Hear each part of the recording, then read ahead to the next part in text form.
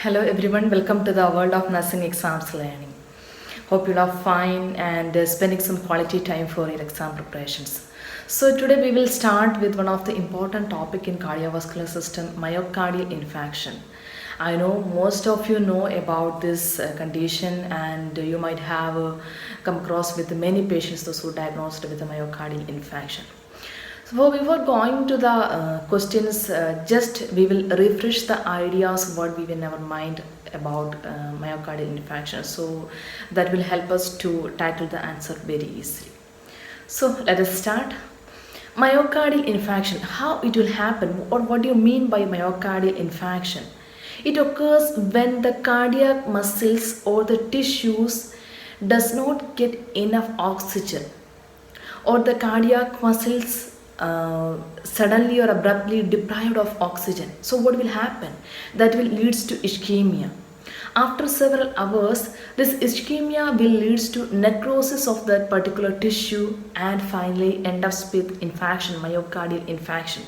So that is a simple thing you can keep in your mind about myocardial infarction. Then we have some other classification of myocardial infarction like anterior wall myocardial infarction, then inferior wall myocardial infarction, then circumflex artery posterior wall myocardial infarction. Those are divided or classified based on the location where the particular muscles affected or where the blood flow or the ischemia happen.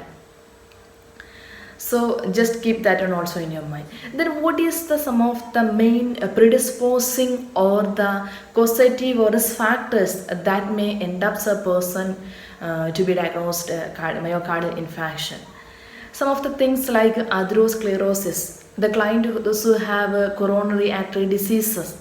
Then some of the client already obese, diabetes mellitus, and some of them have long period of smoking habits and hypertension. So these all situations or the factors that may leads to myocardial infarction. But not only this one, there are other factors also there, but these are some of the common factors.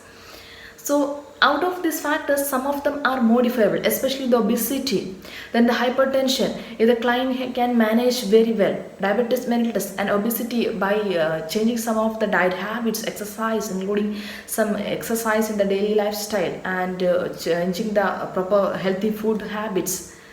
So those things we have to educate the client, or while doing the yearly health checkup, the nurse should educate the client for these risk factors and how to modify such risk factors to avoid developing such chronic conditions or avoid developing such myocardial infarction medical conditions. Now we will see what are the diagnostic evaluations that we usually use for diagnosing the myocardial infarction, because it is very important. I have seen many questions related to diagnostic evaluation and myocardial infarction. The first one, we know that most of the cardiac conditions, the first assessment or the evaluation that we are doing based on the ECG. In the myocardial, we know that ST-MI, the ST segment elevation, sometimes it might be depression, then inverted T waves and abnormal Q waves. These are some of the common changes that you have seen, that you can see when we'll take an ECG of a patient who is diagnosed or who is suspected with myocardial infarction. Then another main one that many of us or most of the students get confused, that is the troponin or the cardiac enzymes or the cardiac markers. This is the cardiac markers, or these cardiac enzymes have a main role or major role in confirming the diagnosis of myocardial infarction. We'll just see what all those cardiac enzymes or cardiac markers. The first one is CK-CKMB. If a client diagnosed or admitted to the emergency department came to the hospital, the expected normal reference range for a client is like 0% of total CK. The total CK is around 30 to 170 units per liter, and this value will be elevated, or this elevated value we can detect around 4 to 6 hours. You can see in this table how it is. I make it a very simple table so it is very easy to understand. Then around 3 days we can expect these values will be stay in the or will be in the same elevation level in the blood. So when we are taking the blood of the client, the value of CK will be elevated, and that might be more, we will get around after 4 to 6 hours, and that will be until 3 days. Then next one is the troponin T. Troponin T, that is less than 0.2 nanogram per liter. That one will be elevated following myocardial injury 3 to 5 hours. Then it will be last in the blood for 14 to 21 days. Then the another one is troponin I. Troponin, sometimes the questions they will give option only troponin, sometimes they will give the option as a separate one, troponin I and troponin T. The troponin I will be less than 0.03 nanogram per liter, and that will be elevated around after 3 hours following myocardial injury. Then it will be last for 7 to 10 days. Then the last one is myoglobin, less than 90 mcg per liter, and that will be elevated for the first 2 hours following the myocardial injury, then up to 24 hours. So this is a simple diagram that will give you how the myocardial infarction connected with cardiac enzyme, or how you know whether the client is really a case of myocardial infarction. Based on this troponin value, you can confirm, or the doctor will use this troponin value to confirm the myocardial infarction, and also the STMI, ST segment elevation. Then what are the common assessment or the clinical features that we can see in the client? The client might have profuse sweating or diaphoresis, then pain, nausea, vomiting, dyspnea, dysarrhythmias, then cyanosis, coolness of the extremities. These all things you can see when the client admitted to the hospital suspected of myocardial infarction. So the next important thing as a nurse we should study, that is the intervention. What are the interventions should carried out in acute stage or after the particular acute stage? In the acute stage, place the client in semi-Fowler's position. It is very important. Then administer morphine. Why we will administer morphine? Because we know that that will decrease the elevated heart rate and blood pressure, that will, and also the venous return. That will leads to the, or that will results in decreased oxygen demand of the heart. So that will help the client. That's why we administer morphine. Then administer oxygen, nitroglycerin, aspirin, antidysarrhythmic agents, then assess cardiac and respiratory status. So these are the some of the important interventions that should carried out during the acute stage. Then what is the things we will continue to do after this acute stage? That is the bed rest, provide bed rest, then range of motion exercises, then activity progression as tolerated. Once the client is able to tolerate, the activity level we can increase, then monitor for complication. So these are the things after the acute stage. So just keep it in mind what are the common interventions should be done during the in the acute stage and the after acute stage. In the acute stage you can keep like a synonym in your mind, that is MONA, morphine, oxygen, nitroglycerin and aspirin. That is very easy to keep in your mind. Just keep it in your mind. Then what are the complications related to myocardial infarction? Dysarrhythmias, heart failure, pulmonary edema, cardiogenic shock, thrombophlebitis, pericarditis. These are some of the common complications related to myocardial infarction. So I hope the things what just we refresh about the myocardial infarction is clear to you, and you have refreshed the ideas. I haven't give a detailed explanation because I just wanted to remember what are the things you have studied in a college, or what are the things you have come across with while you are in the hospital or near clinical settings. So just keep all this thing in your mind. Then what are the health education that we should provide? Bleeding precautions, because we should instruct the client to use electric razors, then instead of blood razors, and use some soft toothbrushes, then avoid trauma or any injury, then instruct the client to wear medic alert identification or medical alert bracelets. So these are the common things that you should keep in your mind. Okay, now we will move to a question. I hope it will be easy for you to find out the correct answer, because we have already refreshed the ideas what we in our mind. I will read the question. A client in the emergency department is admitted with a diagnosis of rule out myocardial infarction. Which laboratory test should the nurse monitor to determine if the client has had an MI? So I will reword the question. A client came to the emergency department to rule out the diagnosis of MI or myocardial infarction. So which laboratory examination or the blood test the nurse should monitor to determine whether the client have MI or not? That is the question.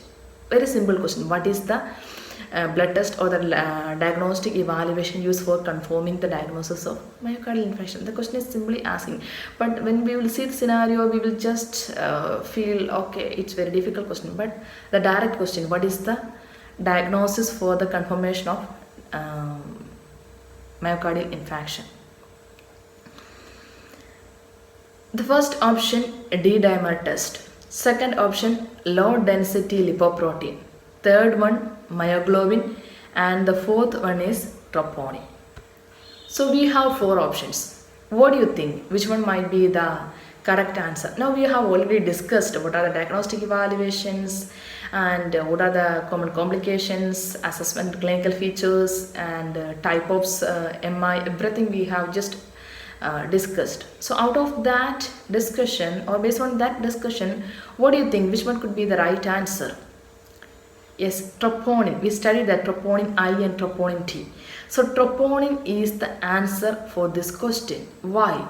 Because troponin is a cardiac specific serum marker that is highly specific indicator. So keep this in your mind. That is the highly specific indicator of MI and has a greater sensitivity and specificity for myocardial injury than CK-CKMB or than myoglobin. So that's why we use troponin to evaluate or to rule out the client who came to emergency department to diagnosis of myocardial infarction or MI. So the serum level of troponin, the T and I, increase 4 to 6 hours after the onset of MI. So might be the client came to the hospital like 2 or 3 hours. If you will take the blood that time, you will not find. But usually this troponin I and T level will be increased after 4 to 6 hours or the first 4 to 6 hours following myocardial injury or myocardial infarction. After the then the peak will be around 10 to 24 hours and return to baseline in 10 to 14 days. So that is the thing. For the first 4 to 6 hours following myocardial infarction or myocardial injury, the value of troponin I and T will be elevated. Then the elevation will be at its peak rate for the 10 to 24 hours. Then it will come back to the normal level, or it will be returned to normal level within 10 to 14 days. So that's why troponin is our answer.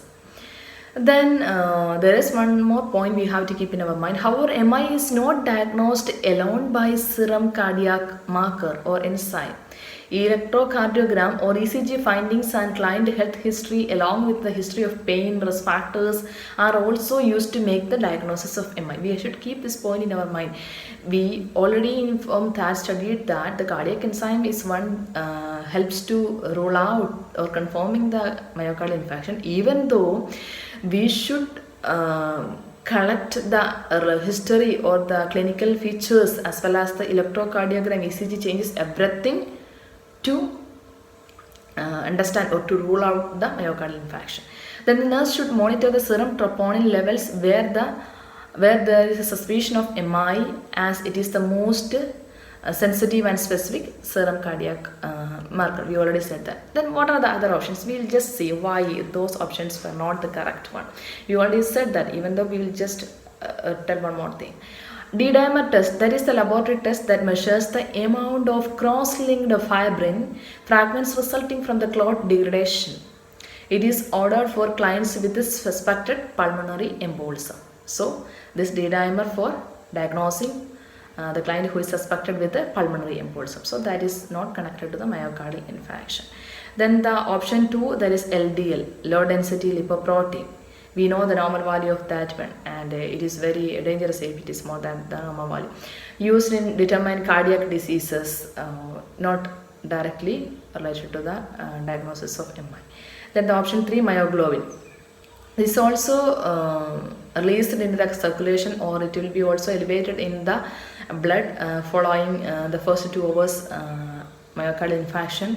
Although it may be the first serum cardiac marker to appear after MI, it lacks cardiac specificity. Why we will not use this one? Because it lacks the cardiac specificity and its role in diagnosing MI is limited. So might be we will think, okay, we studied that troponin as well as CKMB and myoglobin. Then myoglobin is the first elevated serum cardiac marker in the blood following myocardial infarction. Then why we will not use? Because its specificity as well as it's the role for diagnosing MI is limited.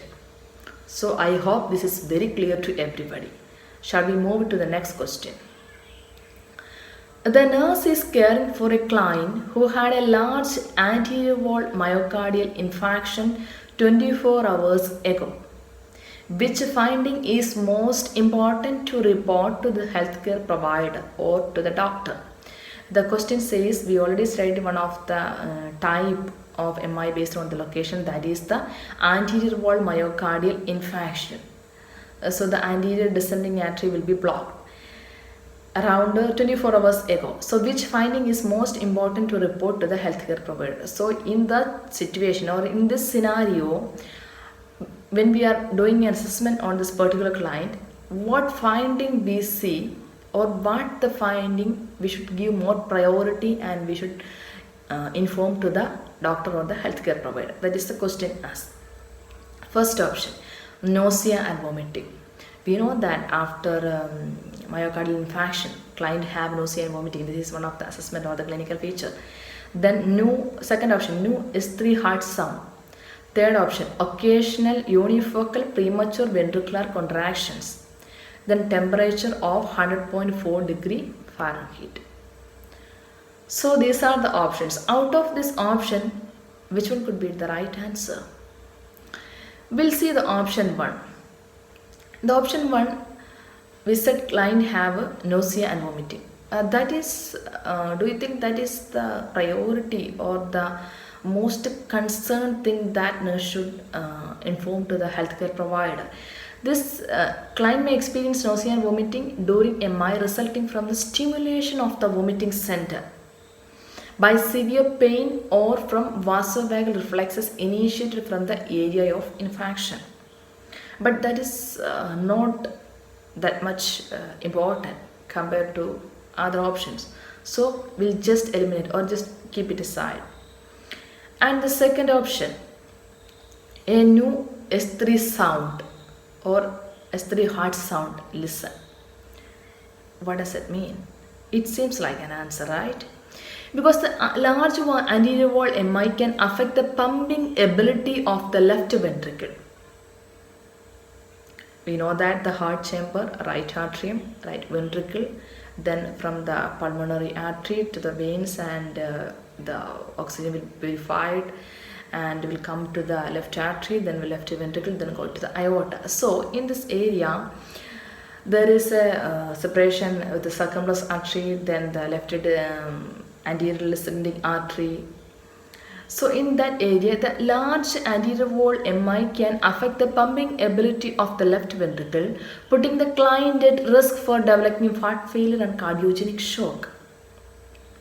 So if the client come to the emergency department with a suspected case of MI, if we see this finding, new S3 heart sound, we should know, okay, this is a very serious concern, because if you will not take care, the client may go to cardiac arrest and cardiogenic shock. So that is eventually leads to the death of the client. So before occurring that one, we should inform to the healthcare provider to take an immediate intervention, to immediate assessment and intervention to prevent that heart failure and cardiogenic shock. That's why our answer is option 2, no S3 heart sound. Immediately we should pass this information to the healthcare provider and he should come and do the assessment and intervention.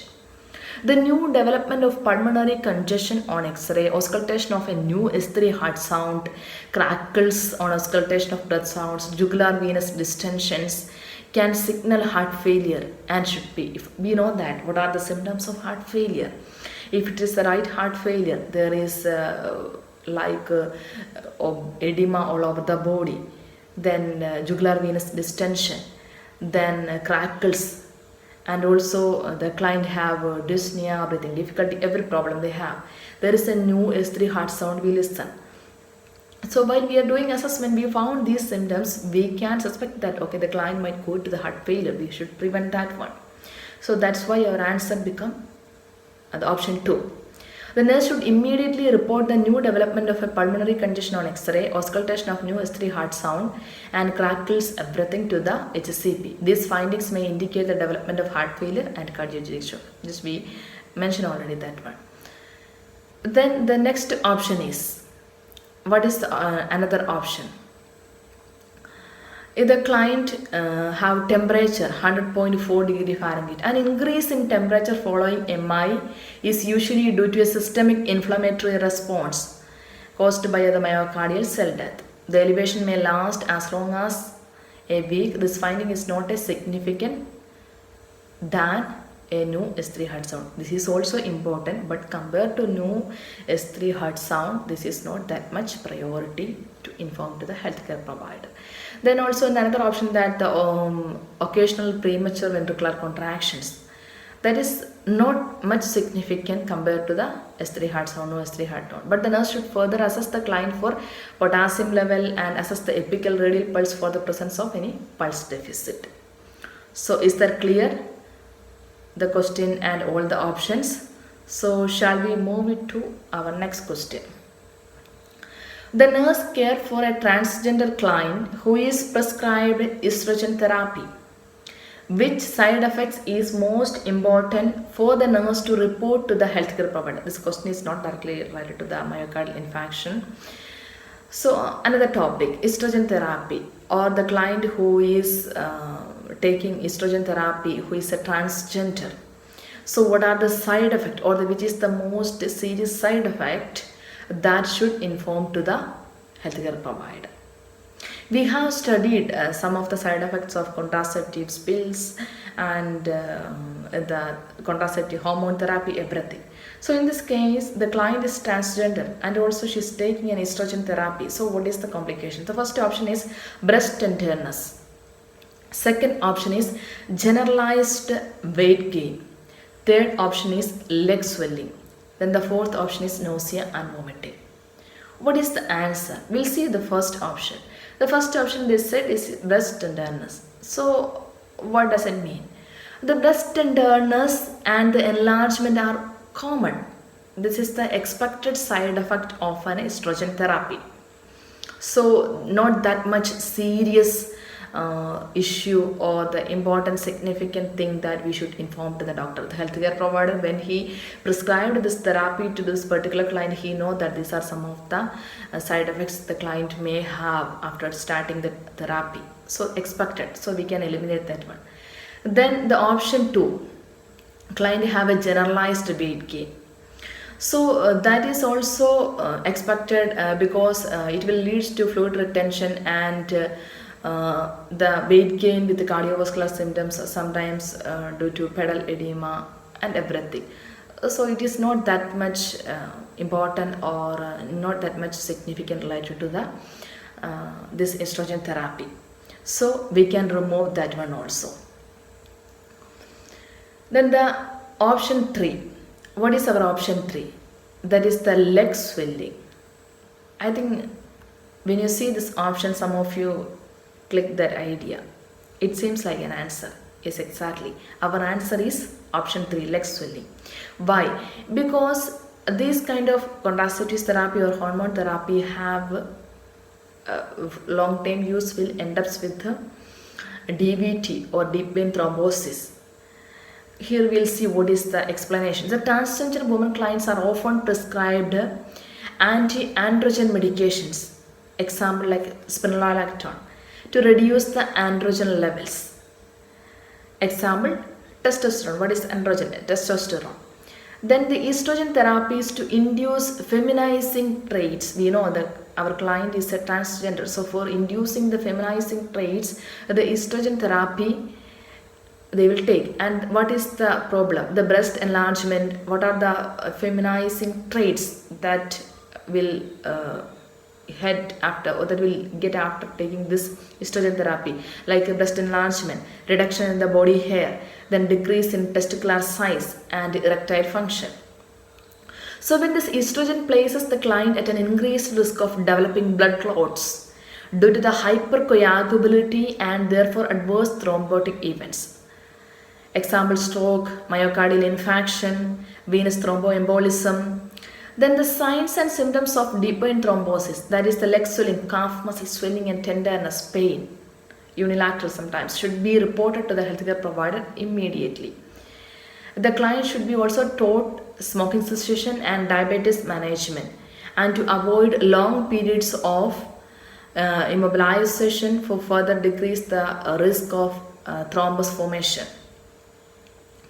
So, because of the development as a complication of deep vein thrombosis, that symptom we see in option 3, leg swelling. So that one should be immediately informed to the healthcare provider. Then what is our last option? Okay, nausea and vomiting. That can occur with estrogen therapy and maybe remedied with the dosage of adjustment or tackling oral estrogen with food. Okay, so this much points related to this particular topic, because I have seen this question, because some of the students, those who appeared the exam recently, they got this question. That's why I had this question in this session. It's very important, because whenever we will see this question, we will see, okay, transgender, okay, something might be different, or some the question options, how I will connect, okay, this estrogen therapy have a deep vein thrombosis. We will get a little bit confused. So just study thorough about this topic. Shall we move to our next question? The nurse is caring for a client with a newly diagnosed infective endocarditis. Which assessment finding by the nurse is the highest priority to report to the healthcare provider? All the questions that we discussed today, everything is asked, what should I inform to the healthcare provider, or which is the serious issue or the complication or the side effect that should inform to the healthcare provider, is it?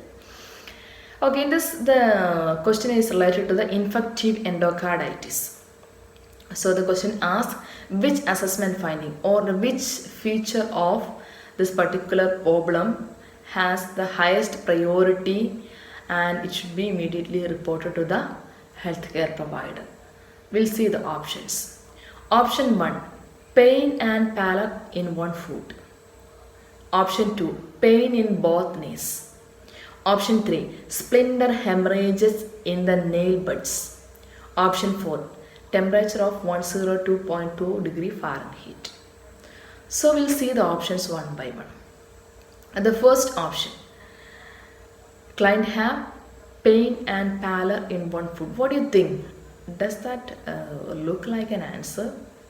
It's exactly, that is our answer. We'll see why. In infective endocarditis, the vegetations over the valves can be break off and embolize to various organs, that resulting in life-threatening complications. These complications include stroke or paralysis of the one side, then spinal cord ischemia, paralysis of the both legs, then ischemia to the extremities, pain, pallor and cold foot. So this is one of the complications of the infective endocarditis, which should be immediately informed to the healthcare provider. because there is not enough oxygen supply or circulation to the extremities, that will end up with the cold pallor extremities or the foot or arm. That is the option 1. Then another complications like intestinal infections, abdominal pain, then splenic infection, left upper quadrant pain. We know when the client has spleen problem, they have a left upper quadrant pain. These are some of the other points. So just refresh your idea about infective endocarditis. I hope most of you preparing by yourself and you are reviewing the topics. It is pretty difficult to include all the topics. I hope it would be better to include more questions. And when you are not clear about the things or the rationals that we are giving for each explanation, try to study that particular topic related to this question, so you will be more clear and it will be easy to understand. Then the embolization to various organ sites can occur. The onset of hemiplegia, painful, pale, cold foot, leg could indicate embolization and should be reported to the HCP immediately. So we'll see why the other option is not the correct answer. In the infective endocarditis commonly present with a fever, arthralgia, then multiple joint pains, that is called arthralgia, then weakness and fatigue. These are some of the expected, and no need to give much priority or no need to suddenly inform to the healthcare provider. We see that option 2 here, pain in both knees, arthralgia, then the temperature 102.2 degree Fahrenheit. These are some of the expected findings or the common things. No need to suddenly inform to the healthcare provider. But we should take care, we should manage, but compared to the first option, this is not the one in this scenario. Then the infected clients typically require intravenous antibiotics for 4 to 6 weeks. Fever may persist for several days after the treatment is started. If the client is persistently febrile after 1 to 2 weeks of antibiotics, this must be reported as it may indicate infective antibiotic therapy. So if it is not subsided or it is not cured even after 1 or 2 weeks, it should be reported. Then the another option was splinter hemorrhages. So this can occur with the infection of heart valves stenosis or heart valves endocarditis. Like this may be caused by the vessels damage from the swelling of the blood vessels, vasculitis, or tiny blood clots that may damage the small capillaries. So the presence of splinter hemorrhage is not as critical as the emboli causing stroke or painful cold leg. So compared to the option 1, this is not that much critical to inform to the healthcare provider. Just keep an idea about this one, that's it. So I hope the questions that we have discussed, around 4 questions, and also we have discussed, we refreshed the idea about myocardial infarction. So what all the things we studied in this session, please review, and the explanation or the rationals that I have discussed is not clear, please try to study that particular topic, so it will give you more information. So all the best and do well.